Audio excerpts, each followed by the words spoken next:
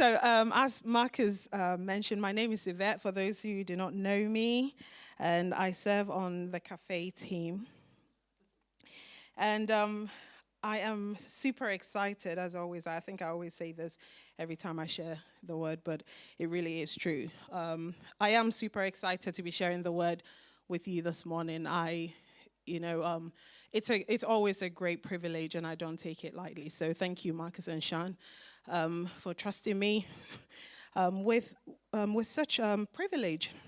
And today I want us to look at a different perspective on how we should live a life of generosity.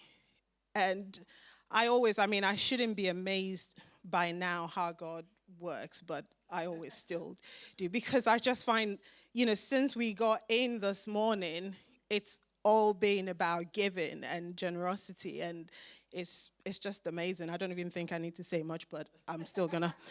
And so I have been doing a bit of research into generous Christians, the people who would give their time. And, Marcus just referenced Jesus, not being rushed. And I think Shant's mentioned this a few months ago when we're doing a series, how he would always stop and he wasn't rushed. Even on his way to other things, he'd always have time. And so looking into these generous Christians, those who would make time for others and those who give of what they have, not just of their abundance, but, what they have. And I've made two profound discoveries in this little research that I've been conducting.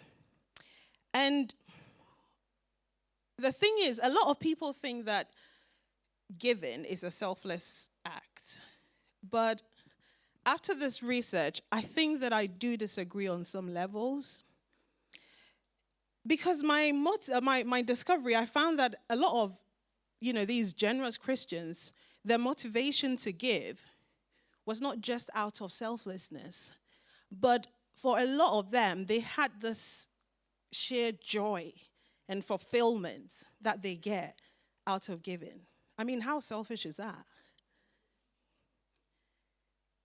And as if that was not enough, this year, I discovered another truth that led me to believe that the Christians who are always jumping at opportunities to give, oh, let's do this, oh, yeah, I can do this, oh, yeah, I want to give this, they actually have an ulterior motive. They are actually storing up treasures in heaven. That's why they've been doing it. See, this is how it works. They give a percentage of all their resources, right? And they give it as an investment into things that God is passionate about. Now, an investment, you might think, I don't do investment. Basically, an investment is just putting something, your resource, or, something into the present and hoping for a higher yield, a higher return in the future. That's what an investment is. So they're giving in their present what they have and sending it ahead. And God takes this earthly investment, right, that they're giving, and he converts it into heavenly treasure. This was pretty amazing. And what he does is he credits it to their eternal account. All right? And what I have been, speaking to people, I found out that this is actually an open secret. And is a type of investment that all of us really, really desire. Do you know why? Because it's 100% risk-free. And it is guaranteed a maximum return on investment. The strategy is called send it ahead. Let's pray. Father, we thank you so much for your presence with us. We thank you for your word. And we thank you that you're here to do your work in us, oh God. Holy Spirit, please come. In Jesus' name, amen. So I'm hoping this morning that The Holy Spirit is going to give us a new understanding and a desire to live a life of generosity through Christ, and one that glorifies our Father in heaven. That is our aim for this morning. So if you can, please turn with me to Matthew chapter 6, verse 19 to 21. If you've got your Bibles, electronic device. If you're there, just, are we there? If you've checked out, say amen. Ooh. Right. Matthew chapter 6, verse 19 to 21. Do not store up for yourselves treasures on earth, where moth and dust destroy, and where thieves break in and steal. But store up for yourselves treasures in heaven, where moths and dust do not destroy, and where thieves do not break in and steal. For where your treasure is, there your heart will also be. For where your treasure is, there your heart will also be. This is an extract from one of the most famous messages ever preached, if not the most famous. It's titled The Sermon on the Mount. And Jesus kicks off his money talk with this passage we've just read. And he begins by actually telling us, he begins with the end, right? By telling us that we should live and invest our resources in the present in light of what he knows really matters. And that's why he says to us, do not store up your treasures here, but store it in heaven. The but there is telling us that actually don't do it this way, but do this instead. He's saying that, look, I know what really matters to you in the end. And it's not even what you think. I remember when my oldest was about 9, he was in year 5. We had moved to a new place. And so we didn't have, he couldn't get into the local school. And the council had to give him a bus, to go to the next village. And he didn't really enjoy it. It was a long bus journey in the morning. He had to get up really early. And on his way back, some of the kids didn't really like him having to add an extra 15 minutes to their journey. So it was that challenge. And I was, praying into a space coming into the local school. And within that time, he actually had the opportunity to do a residential, which he had never done before. So he was really excited about it.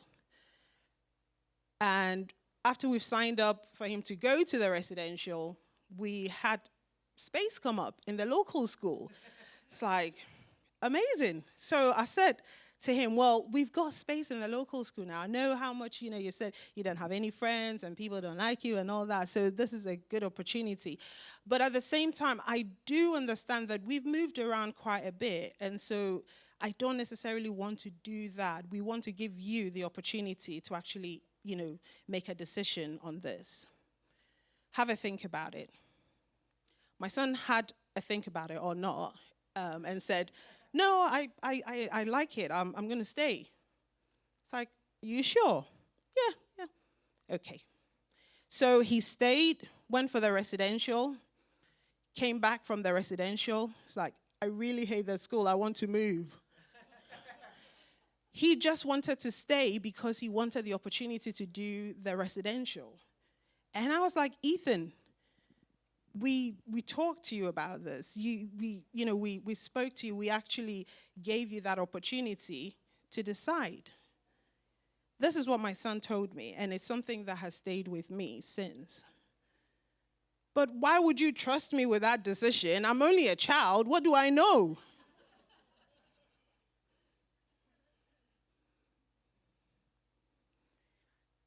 See, we think that acquiring things here on earth and feeding into pleasing our own, our selfishness and the pleasures that we get here is what we want. But Jesus is saying that actually, you don't really know what you want. I know what you want. He is saying that the best way to enjoy true wealth and have a guarantee and safe investment is by sending it ahead to heaven, to be stored out for our future use.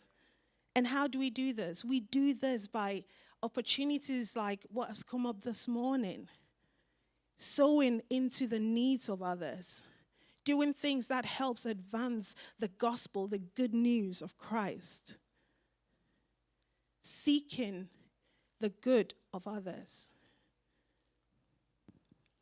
And sometimes we seem to forget or get distracted about the fact that we're only on earth for a short time. It's quite temporary. We're in a transition. And I know that, in the past, hell has been given this bad vibe and everything, like it was such a huge part. And, people were guilt-tripped and a lot of fear put into people. I mean, in fact, I've been a Christian pretty much all my life, but in my teenage years, when I actually started getting serious about my relationship with God, it wasn't really because I'd all of a sudden grown to love him overnight. I was scared of going to hell. The things they told you, the images, I was like, no, thank you. I'm going to force a relationship with this man, even if I have to. And that was so I do understand. I understand that we don't want to talk about it that much because in the past it's just been abused. But the truth is, heaven and hell are both very real. And the decisions that we make today, they ultimately need to influence our choices for our eternity. And Jesus tells us why this is important. In verse 21, he says, for where your treasure is, there your heart would also be. You see, what we treasure controls us. What we treasure is what controls us. Have you ever noticed how what you find most expensive, and I say what you find most expensive because expensive is relative. Someone might splash £1,000 on a phone and think, for them it's not that expensive, and you're like, oh, that's like my whole investment, my whole savings. So what you find expensive, actually, it tends to dictate how you treat people when it comes to that. I remember the car that I use now. It was about 3 years old when we got it. And this was, about 3 years old. And it was the most expensive thing that we owned. And I mean, the kids were not even allowed to sneeze around it. It's like, hey, hands off. And fast forward 8 years, I mean, they have breakfast, lunch, and dinner there sometimes. And that's it. Sometimes we notice that when something is really expensive, like, oh, don't touch that. Oh, don't do that. Because our heart literally skips a beat when someone is like going to drop that phone or drop that thing. Because we're invested in that. And that's what Jesus is saying. Where your heart is, it controls what you do. And when our heart is in heaven, on heavenly things, focused and determined and intentional about storing up heavenly treasure, that's what our heart beats for. That's what controls what we do. That's what makes giving into things, giving of your time, your money, your resources, that's what makes it so easy. Because it controls what you do. It's a no-brainer. And years after Jesus' time, the Apostle Paul, he will take this passage that we've looked at in Matthew chapter 6, and he will break it down for the church then and for us now through a letter he sends to his protege and his spiritual son, Timothy. And this is how he puts it in 1 Timothy chapter 6, verses 17 to 19. Command those who are rich in this present world not to be arrogant, not to put their hope in wealth, which is so uncertain. I love the "so" there. It's like such an emphasis. But to put their hope in God, who richly provides us with everything for our enjoyment. Command them to do good, to be rich in good deeds, and to be generous and willing to share. In this way, they will lay up treasure for themselves as a firm foundation for the coming age, so that they may take hold of the life that is truly life. And you might be tempted to think, command those who is rich. Ooh, phew. That's not me. He's talking to the rich folks. So I thought we would do a quick rich test. If you're able to raise your hands, please raise your hands for me, everybody. And I'm going to, if you're able to, please raise your hand. And I'm going to go over 3 areas. If you have like any of those, areas applies to you, you can put your hands down. Okay, so let's keep our hands up. If you're not working, the third one is just neutral, so you still keep your hands up for that. So the first one is, remember, keep your hands still up if this does not apply to you. Not eaten for 3 days. Anyone who, unless you're fasting, all right? If you're not fasting, and, please keep your hands up if you have eaten within the last 3 days. Okay. Still keep your hands up if you have less than 2 pairs of footwear, you can put your hands down. If not, please keep your hands up. And if you live on less than 70 pounds a month, you can put your hands down. If not, please put your hands up. Yeah. So now you can turn to your neighbor who's got their hands up and like, yeah, you're a rich folk. He's talking to you. So let's take it again now that we know that we all fall into that category. 1 Timothy chapter 6, verse 17 to 19. Command those who are rich in this present world not to be arrogant, not to put their hope or their trust in wealth, which is so uncertain, but to put their hope and their trust in God, who richly provides us with everything for our enjoyment. Command them to do good, to be rich in good deeds, and to be generous and willing to share. In this way, they will lay up treasure for themselves as a firm foundation for the coming age, so that they may take hold of the life that is truly life. I recently listened to a series by Life Gate Church in Denver, and I really like the way they structured their takeaways for each message. And so I've adopted that layout for today. And they look at it in 3 areas. They look at the promise, the practice, and also the posture. So I want us to look at the message today, the word we've shared today. The promise. What is the promise that we take from it? 1 Timothy chapter 6, verse 19. We never lose what we give to God. That's God's promise to us. Whatever we give to him, we never lose it. And so we're told and we're encouraged that we should not get tired of doing good, for in due season we will reap the results. Now, some of that harvest might be in this present age, might be in the world, but we know for a definite that we will reap a result, that we will get that harvest in eternal life. That's the promise. We never lose what we give to God. Now, what is the practice? How should we live this out? 1 Timothy chapter 6, verse 18. I think I have that. Yes. Can we all read that, please? 1 Timothy. Is that too small? Yeah? Okay. So I'm going to go 1, 2, go. Good. To be rich in good deeds and to be generous and willing to share. I didn't say that. The Bible did. So how do we do that?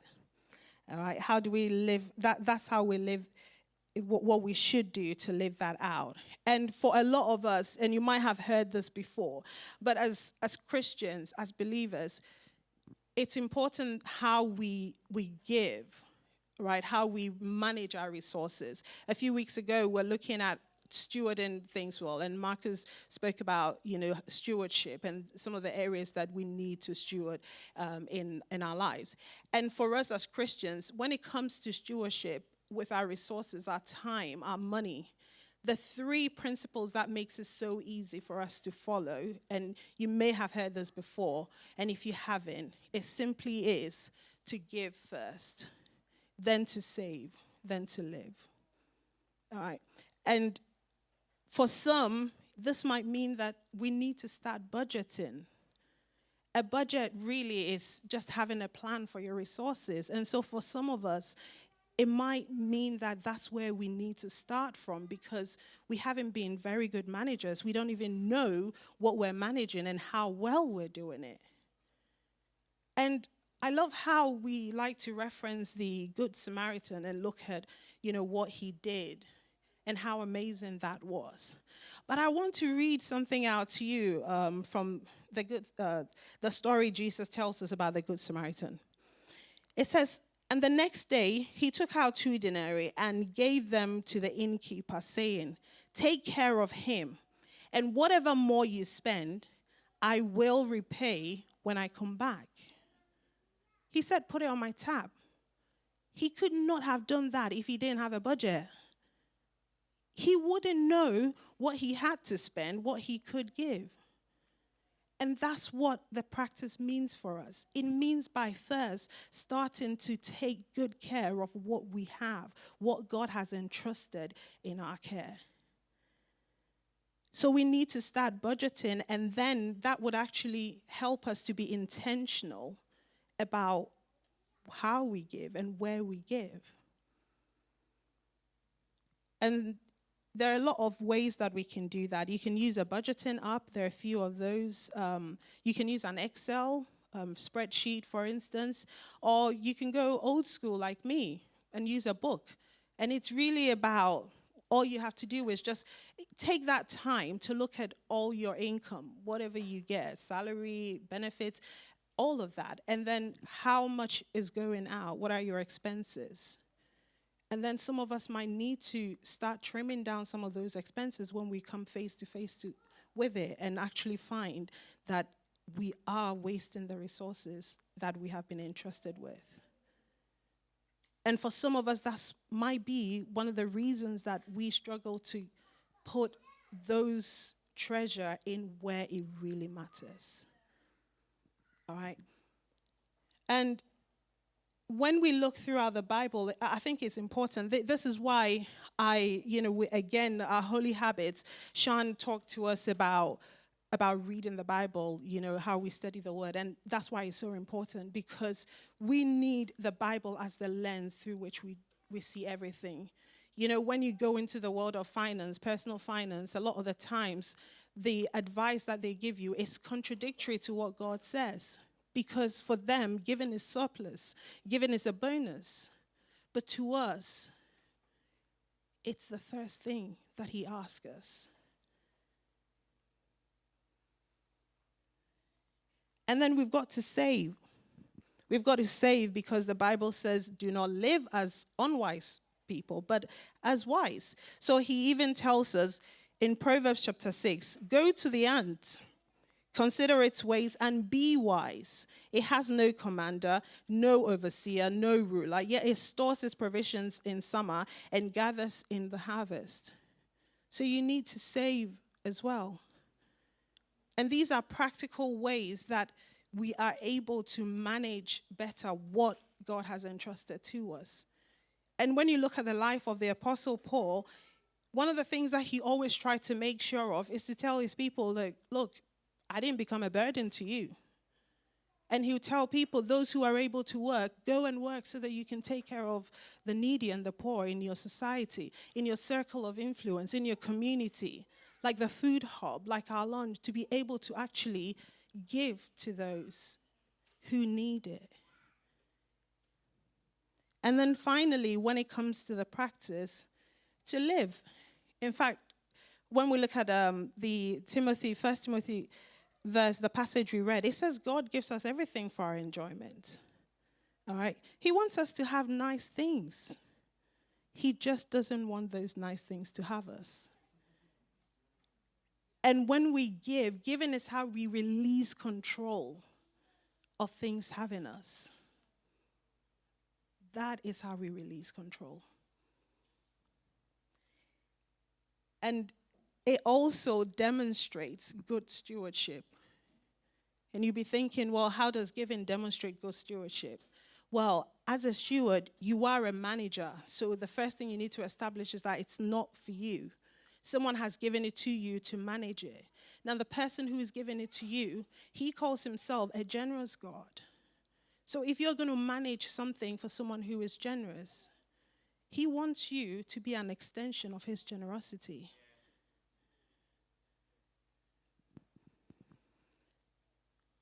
He doesn't just love to give to us, but he loves to give through us.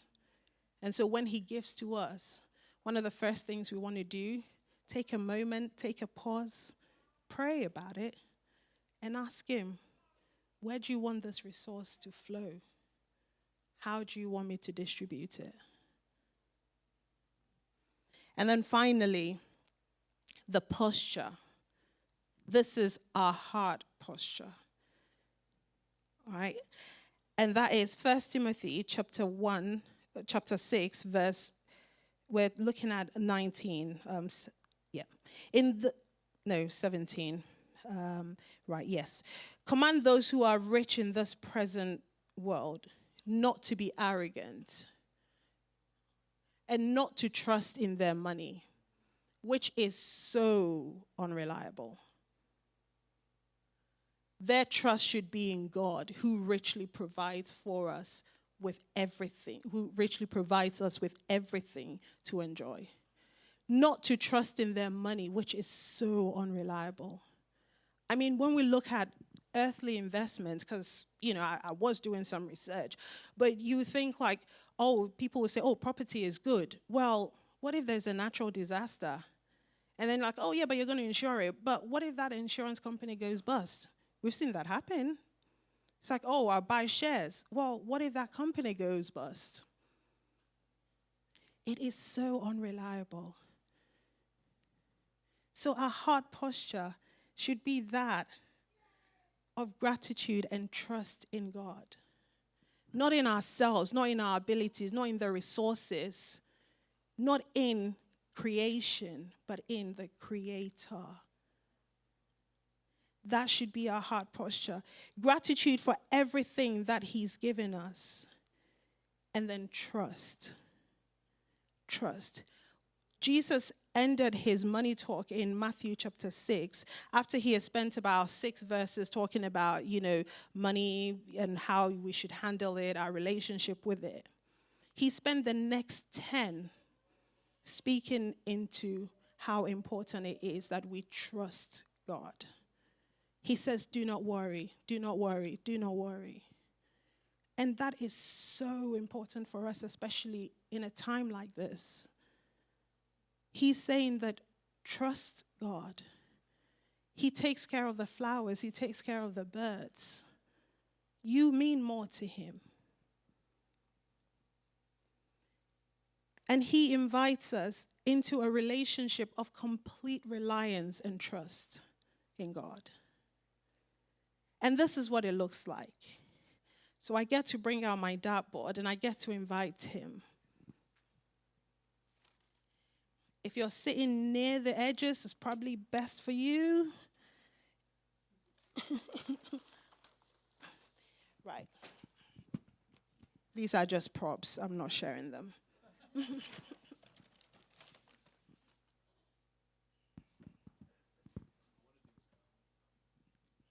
Yeah. Awesome. So I have got dartboards, sharp objects.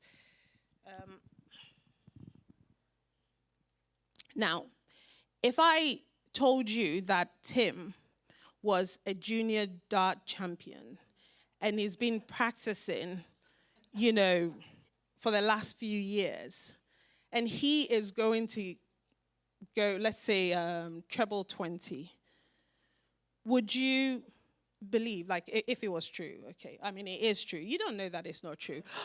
Would you believe that Tim would be able to make the shot? Hey, would you believe? You'd believe Tim, wouldn't you? I mean, Tim is trustworthy, right? So how many of us would believe Tim that he would be able to make the shot? Thank you. More people who have faith in Tim. Thank you. Awesome. Now, let's raise the stakes. Ethan, please. He's my son, so it's okay. Right. Now, what if I told Ethan, no, you got to put it like near your face, because, yeah, exactly. And I said that Tim should make an 11 or 14 closest to his face. How many of us will still be okay for Tim to do that?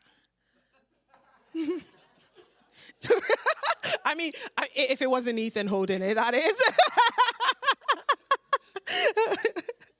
So the number has pretty much gone down. Thank you, Tim. See, I told you it was nothing to be scared of.